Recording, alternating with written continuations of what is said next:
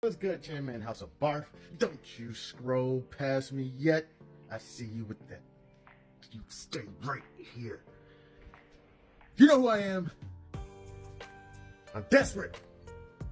I turned 37 in a few more days. And I'm just joining TikTok. Just got a phone call from a job telling me that they're going with another candidate.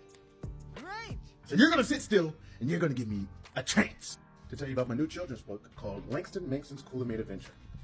So I just recently authored a children's book that touches on small business and financial literacy for children between the ages of approximately 5 to about 11 years old. Again, I can't take all the credit for this. This was truly a team effort. It's a very quick, easy read. I'm a parent myself, okay? And I am going to start reading the thicker books for my children.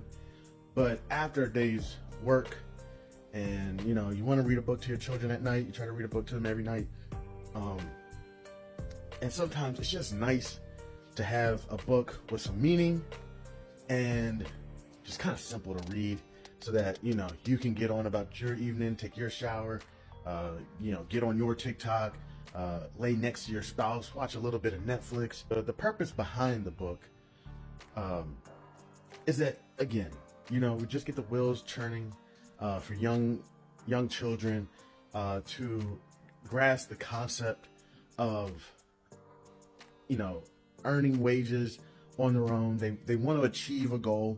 If you grow up in a house where finances aren't the conversations, you really don't know much about money.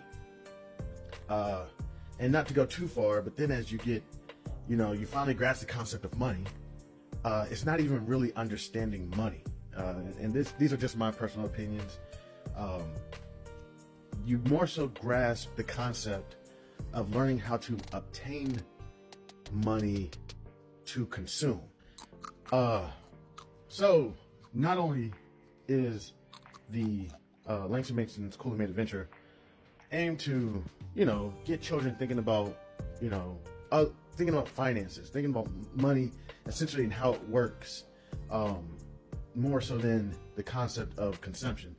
Also, it touches on future planning. There's a saying, well, actually it's biblical, that a fool and their money will soon part ways. So you want to have that financial literacy background. I want to see success for everyone, and get their minds churning so that it doesn't become kind of a habit of consuming, working to consume. And they say, you know what? I need to get a bigger house. Or I need to get a better car. I need to go apply for jobs that pay me more money. We're still running into that same routine: work, paycheck, consumption. Now when you start thinking about different things on how to make your dollars work for you, starting a small business, and your business starts to operate itself. And now you have that coming in. And then you got what they call streams of income coming from different places.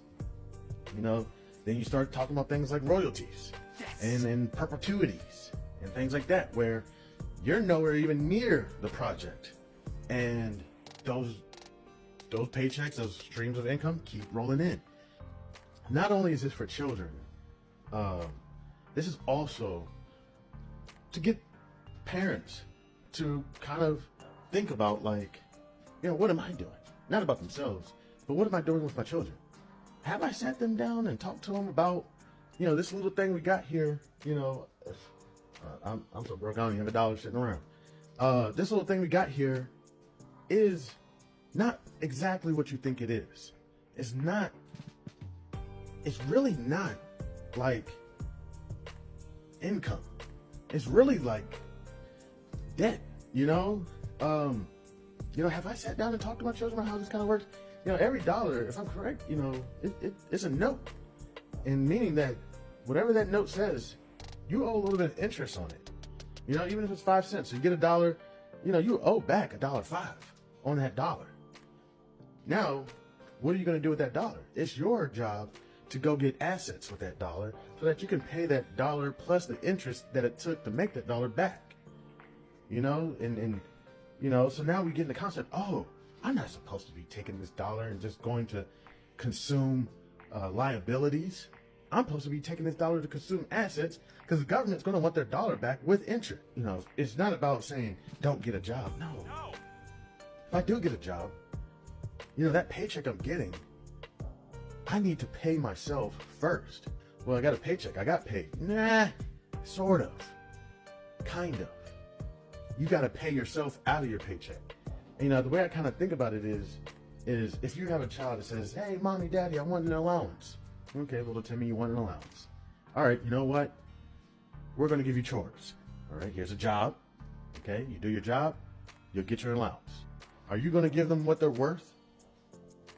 I mean, if you gave them what they're worth, then, you know, you wouldn't have a house. You wouldn't have a car, you know? So what do? You pay them basically the bare minimum that they're worth, that you can afford to give them. You know, it's like, hey, couple quarters. Hey, couple quarters. Oh, my best friend, you know, Andy, you know, or Cheryl, their parents give them $5 for their allowance. What? What their parents do for a living? TikTok. Oh, you know. So now they're sitting there negotiating with you. You know. So then, you know, so it's like, okay. So wouldn't it be crazy one day if your child that you gave an allowance came to you one day and said, "Hey, mom and dad, I'm buying a house." How much we been paying you? Well, it wasn't that you were paying them what you were paying them. It was that out of all their allowances, they took a small portion and just put it to the side. The rest of it, they did what they wanted to do, but they were putting they paid themselves first out of their allowance. Same thing kind of with a paycheck. I know how hard it is, but still, out of that paycheck, what I would suggest, I'm not saying, you know, but I'm not, you know, is approximately like 10%, you know, like 10% of it. And just that's your paycheck. And one day, when you get the opportunity, you'll be saying to your boss, you know what, your manager, hey, you know what, I'm gonna go ahead and put in my 2 weeks.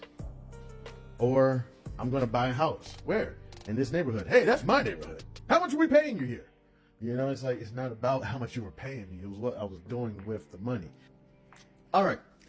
I want to say thank you so much to all y'all for the support.